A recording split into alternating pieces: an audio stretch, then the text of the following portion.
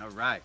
Welcome, everybody. I'm standing in here underneath my fig tree, getting some shade because we are in Las Vegas and I think we're going to hit 100 degrees today. So we're just turning on the oven, which I'm waiting for this all year long, my favorite time of year. But let's get to it.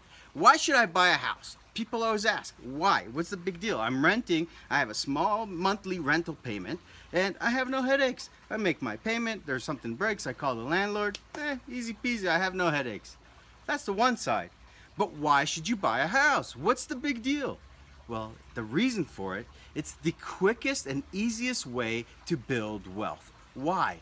Well, when you own your house, you've heard about if you're renting, you're making a payment, you're making a mortgage payment for somebody else. Wouldn't you like to make that for yourself? Well, why should I do that? It's easy. Well, you bought the house, now you're making payments. Those payments, the first 7 years, primarily is all interest. So what? What does that mean? Well, that interest is a tax deduction from our tax returns. You get to deduct that, therefore you get to have a bigger tax return, a bigger savings, if you will, with your taxes. Great. So I saved some money in my taxes. So what? I bought the house, it's a forced savings account. Every single month you're making your mortgage payment, that is no different than a forced savings account. You're putting that money away into your savings. How? Why? You're building equity in your house. When you owe the bank, you bought the house for X.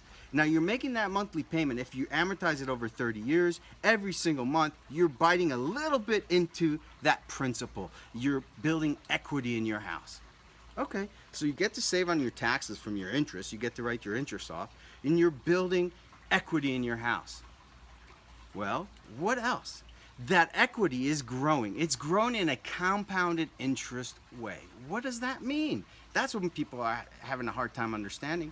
If we bought a house for $100,000, easy numbers, $100,000, and we only have a 5% appreciation per year, that first year, now your house is worth $105,000. 100 times 5%, you have a 5,000 appreciation.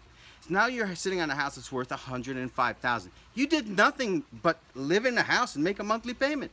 Now what happens the second year? Take the same 5% appreciation, $105,000. That appreciation doesn't happen on 100 that you originally bought the house for. It's now appreciating at 105. The following year, again and again and again. That's the power of compounded interest. You gotta buy a house. You need more questions, you want more help, you want more detailed information about it, just call us. Log on to our website at gavishrealestate.com or pick up the phone and just call us, 702-255-1145. Capiche? That's Gavish. Have a great weekend.